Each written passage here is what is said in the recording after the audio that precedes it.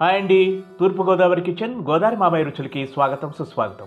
ఈరోజు మనం నేర్చుకోబోయే రెసిపీ నేతి ఉప్మా పెసరట్టు ఎలా తయారు చేయాలో మీకు తెలియజేస్తాను. ముందుగా 2 కప్పులు పెసలు తీసుకొని అందులో వాటర్ పోసి 6 గంటల సేపు మనం నానబెట్టుకోవాలి. ఇలా నానబెట్టుకున్నాక 6 గంటల తర్వాత వాటిని శుభ్రంగా కడిగి మనము మిక్సీలో వేసి మెత్తగా గ్రైండ్ చేసుకోవాలి. ఇలాగ మిక్సీలో వేసాక ఓ చిన్న అల్లం ముక్కను కూడా తీసుకొని మనం ఇందులో చేర్చాలి. ఆ తర్వాత కాసింత రుచికి సరిపడా ఉప్పును కూడా వేసి మెత్తగా, అంటే ఎక్కువ వాటర్ వేయకూడదు, కొంచెం వాటర్ వేసి దీన్ని మెత్తగా రుబ్బుకొని, మరీ పలుచగా చేసామనుకోండి మనకి పెసరట్టు అనేది సరిగా రాదు. కాబట్టి మనము చిక్కగా ఉండాలి. కాబట్టి కొద్దిగా వాటర్ మాత్రమే యాడ్ చేసుకొని ఇలాగా నేను చూపించిన విధంగా పిండి ఇలా ఉండాలి. ఇలా తయారు చేసి పెట్టుకోవాలి.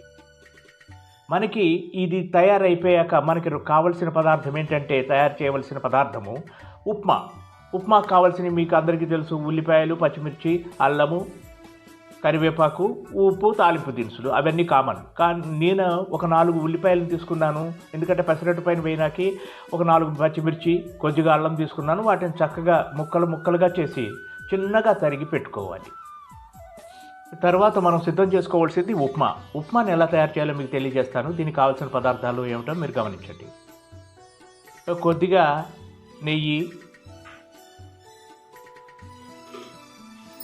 శనగపప్పు కొద్దిగా, ఆవాలు కొద్దిగా, జీలకర్ర కొద్దిగా, ఉప్పు రుచికి సరిపడా తీసుకోండి. ఇప్పుడు స్టవ్ వెలిగించి పొయ్యి మీద బాణలి పెట్టి దాంట్లో మనకు సరిపడా నెయ్యి వేసి అందులో మొత్తము ఈ తాలింపు దినుసులు ఇవన్నీ, శనగపప్పు, ఆవాలు, జీలకర్ర, కరివేపాకు, ఉల్లిపాయలు ఇవన్నీ వేసేసి, పచ్చిమిర్చి కొంచెం వేసేసి ఇవన్నీ కాసేపు ఫ్రై చేసుకోవాలి. ఇలా ఫ్రై చేసుకుంటూ ఉంటే మంట కొంచెం తగ్గించుకోండి, ఎందుకంటే ఎక్కువ ఫ్లేమ్ ఉందంటే అవి మాడిపోయే ఇది ఉంటుంది. కాబట్టి మనం లో ఫ్లేమ్లో పెట్టి ఫ్రై చేసుకోవాలి. కాసేపు ఫ్రై చేసుకొని అప్పుడు దీనికి సరిపడా వాటర్, అంటే నేనేం చేశానంటే ఒక చిన్న కప్పు ఉప్మా రవ్వ తీసుకున్నాను. ఆ కొలతతోటి 3 గ్లాసులు వాటర్ తీసుకోండి. 2 గ్లాసులు అయితే గట్టిగా అవుతుంది ఉప్మా. 3 గ్లాసులు వాటర్ పోస్తే కనుక చక్కగా మెత్తగా తయారవుతుంది. అందుకని నేను 3 గ్లాసెస్ ఎప్పుడు యూజ్ చేస్తాను. 1:3 అది పద్ధతి. మీరు కూడా 3 గ్లాసులు వేయండి. అందులో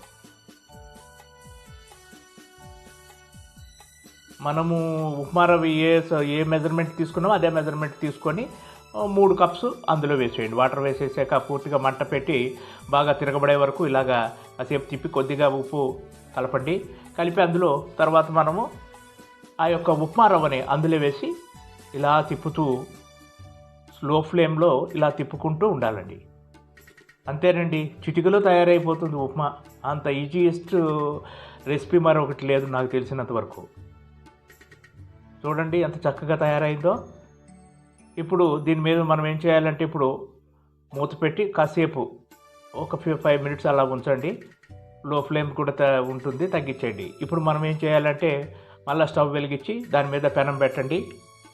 ఇంకా పెసరట్లు కార్యక్రమం మొదలవుతుంది. ఇప్పుడు మనం రుబ్బి పెట్టుకున్నటువంటి పిండిని ఇలా పెసరట్టుగా వేసుకుందాం. చూడండి ఎంత చక్కగా వస్తుందో. ఆహా, నాకు ఇప్పుడే నోరు ఊడిపోతుందండి.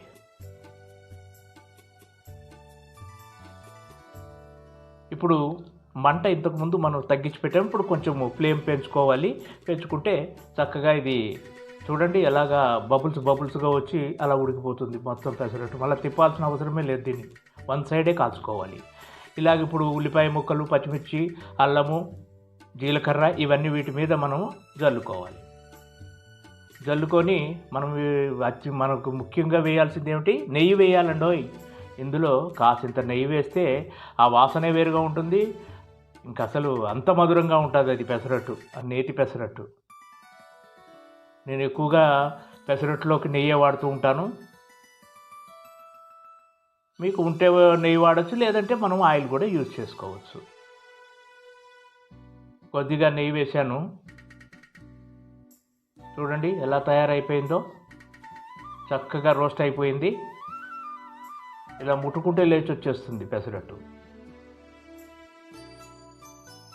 ఇలా చేసుకొని దీని మీద మనం తయారు చేసి పెట్టుకున్న ఉప్మాని పరిచి ఇలాగా చేస్తూ దాన్ని ఫోల్డ్ చేసుకోవాలండి. ఇప్పుడు ఇలాగ 2 సైడ్స్ ఫోల్డ్ చేసుకొని ఇంకా మనము ఆరగించడమేనండి. తయారైపోయింది పెసరట్టు. ఇదండి ఈ యొక్క పెసరట్టు రెసిపీ.